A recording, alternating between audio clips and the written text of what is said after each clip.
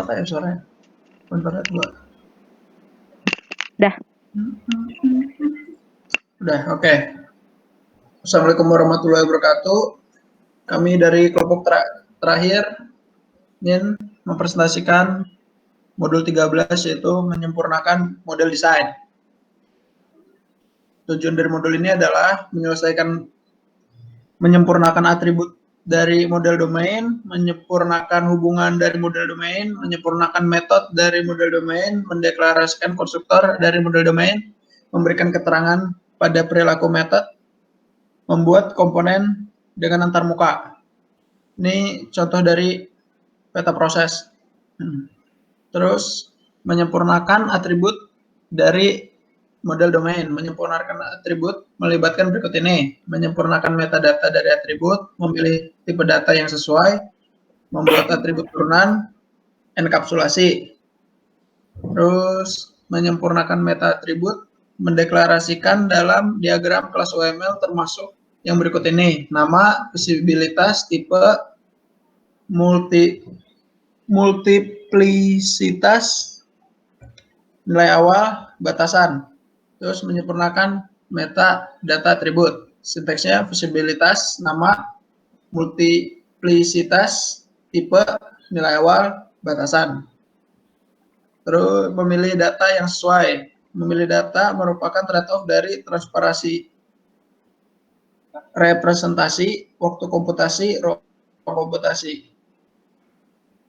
Memilih tipe data yang sesuai. Untuk atribut nomor telepon, string. Tipe data ini mungkin memerlukan pemetaan antara representasi UI dan representasi penyimpanan DB. Long, tipe data ini menghemat ruang, tetapi tidak cukup untuk merepresentasikan nomor telepon besar seperti nomor telepon internasional. Nomor telepon, objek nilai adalah kelas yang menyajikan data ponsel. Tipe data ini transparan secara representatif, tetapi membutuhkan pengkodaan tambahan, char array. Tapi tipe data ini mirip dengan string dan tidak menambah nilai. Integer array, tipe data ini menghemat ruang, tetapi tidak transparan secara representatif. Oke.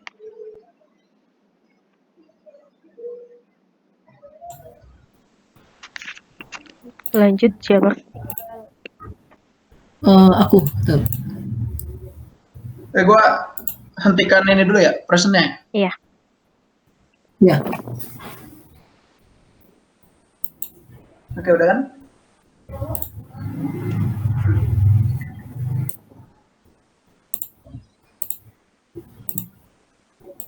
Gimana? Udah kelihatan? Udah. Udah.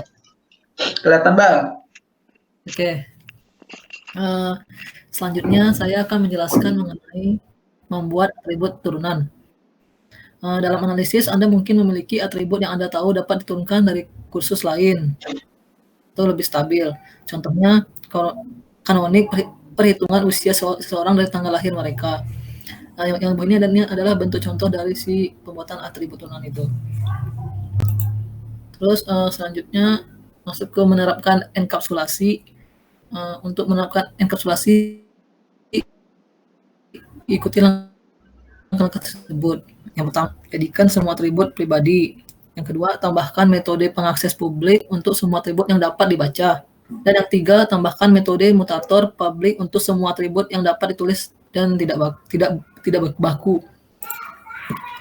Terus selanjutnya ini adalah contoh dari enkapsulasi. Nah, ini adalah gambar dari bentuk enkapsulasi. Selanjutnya di sini kita masuk ke penghilangan hubungan kelas. Tidak ada perbedaan yang jelas antara analisis dan desain, terutama dalam hal pemodelan asosiasi kelas. Desain biasanya membahas perincian ini. Yang pertama, jenis, asosiasi, agregasi, dan komposisi. Kedua, ada arah traversal. Yang ketiga, ada asosiasi yang berkualitas. Yang keempat, ada mendeklarasikan metode manajemen asosiasi. Yang kelima, menyelesaikan asosiasi banyak ke banyak. Dan yang terakhir adalah menyelesaikan kelas asosiasi. Terus next, Selanjutnya ada jenis hubungan. Ada 3 jenis hubungan. Yang pertama asosiasi, yang kedua agregasi, dan yang ketiga komposisi. Hubungan ini menyatakan bahwa objek yang terkait entah bagaimana terikat pada objek asli, biasanya sebagai atribut instansi. Ada jenis hubungan lain, ketergantungan, yang mengatakan bahwa satu objek menggunakan objek lain untuk melakukan beberapa pekerjaan, tetapi tidak ada atribut instansi yang memegang objek itu. Selanjutnya masuk ke asosiasi. Jadi asosiasi itu adalah di hubungan semantik antara dua atau lebih mengklasifikasikan yang menentukan koneksi di antara instansi mereka. Dan ini adalah bentuk gambar dari si asosiasi tersebut. Selanjutnya masuk ke agregasi. Jadi agregasi itu adalah suatu bentuk khusus asosiasi yang menentukan hubungan seluruh bagian antara agregat, keseluruhan, dan bagian komponen. Ini adalah bentuk gambar dari si agregasi. Oke, selanjutnya masuk ke komposisi. Jadi komposisi itu adalah suatu bentuk agregasi yang mengharuskan turunan bagian dimasukkan paling banyak satu komposit pada satu waktu, dan bahwa objek komposit bertanggung jawab atas penciptaan dan penghancuran bagian-bagian. Ini adalah gambar dari si komposisi. Terus itu navigasi. Jadi navigasi itu sebenarnya apa? Navigasi adalah panah navigasi menunjukkan arah terserah objek saat runtime. Nah, di sini ada bentuk gambar dari si navigasi itu.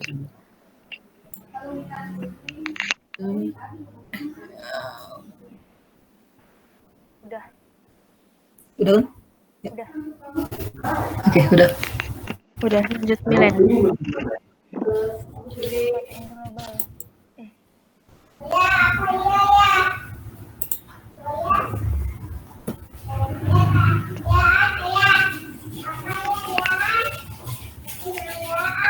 Kelihatan nggak? Kelihatan. Kelihatan.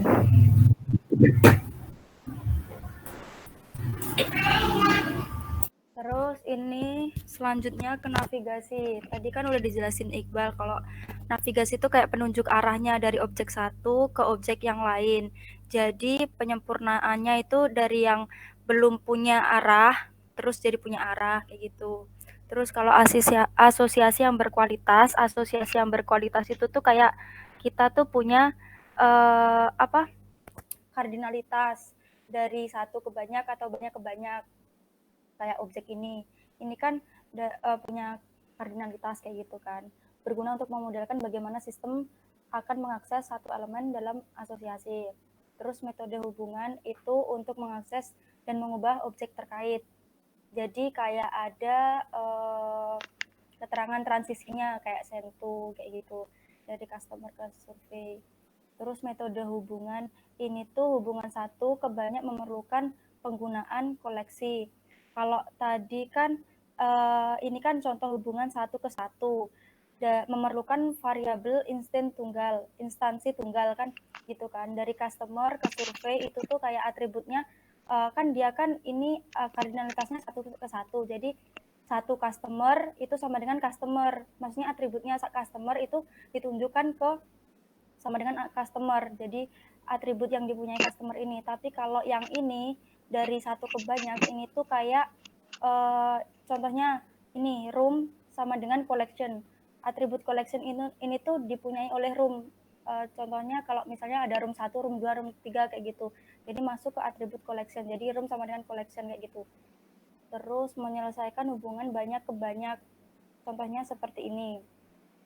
Jadi ini tuh mengolah asosiasi banyak ke banyak adalah menantang, pertimbangkan untuk membatalkan persyaratan ini pada waktu desain. Terus jika asosiasi banyak ke banyak harus dipertahankan, Anda kadang-kadang dapat menambahkan kelas diantaranya yang mengurangi asosiasi banyak ke banyak tunggal menjadi 2 asosiasi 1 ke banyak. Jadi seumpamanya dari punya banyak ke banyak itu kita bisa menambahkan satu objek lagi buat menjadikan kardinalitas itu dari gimana ya, jadi satu ke banyak dan banyak ke satu kayak gitu. Terus tambah objek ini ownership. Terus menyelesaikan kelas asosiasi. Kelas asosiasi hanya bisa dalam hanya bisa ada dalam model analisis, itu harus diselesaikan menjadi kelas yang dapat diprogramkan pada desain. Contohnya seperti ini. Terus sebagai alternatif, kelas asosiasi dapat ditempatkan di antara kelas-kelas dua kelas. Jadi kelas asosiasi itu tuh bisa ditempatkan di antara dua kelas, dua objek ini.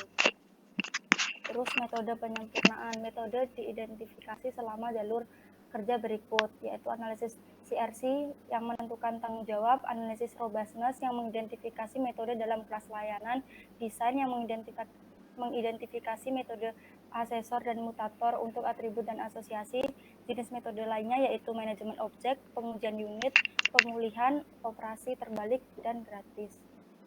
Terus ini contoh metode penyempurnaan. Terus selanjutnya perilaku metode anotasi. Anotasi UML dapat dilampirkan ke setiap metode untuk mendokumentasi perilaku metode. Contohnya seperti ini. Ini aku sampai mana? Sampai 27. 27. Berarti ini Alia. Iya, aku lanjut. Udah.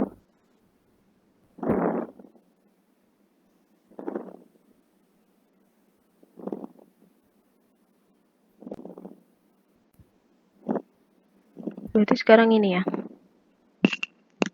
Udah kelihatan? Udah. Ya, selanjutnya ada perilaku metode anotasi. Anotasi UML dapat dilampirkan ke setiap metode untuk mendokumentasikan perilaku metode. Bisa dilihat contohnya di sini. Kemudian, mendeklarasikan konstruktor. Konstruktor menginisialisasi objek dan sintaksis yang mirip dengan metode. Di sini merupakan contoh konstruktornya. Selanjutnya, meninjau kopling. Idealnya, model Anda harus memiliki kopling terendah sambil mempertahankan FRS dan NFRS. Ini bisa dilihat contohnya seperti ini. Meninjau kohesi. Idealnya, model Anda harus melihat kohesi tertinggi. Bisa dilihat contohnya seperti ini. Membuat komponen dengan antarmuka. Kelas dapat dikelompokkan ke dalam komponen yang kohesif dengan antarmuka yang disediakan dan diperlakukan dengan baik. Membuat komponen dengan antarmuka. Panah ketergantungan tidak diperlukan jika Anda menggunakan notasi antarmuka yang diperlukan. Namun, Anda dapat menunjukkan panah seperti yang diilustrasikan dalam contoh berikut. Ringkasannya dari modul 13 ini, selama alur kerja desain, Anda harus memperbaiki model domain untuk mencerminkan paradigma implementasi. Modul ini menjelaskan cara memperbaiki fitur-fitur model domain berikut: atribut, hubungan, metode, konstruktor, dan perilaku metode dengan menggunakan anotasi. Kelas-kelas harus ditinjau untuk memastikan bahwa mereka mempertahankan kohesi tinggi dan kopling rendah. Kelas dapat dikelompokkan menjadi komponen kohesif dengan antarmuka terdefinisi dengan baik. Sudah. Udah. Coba. Ya udah. Terus pertanyaannya Coba lihat ini.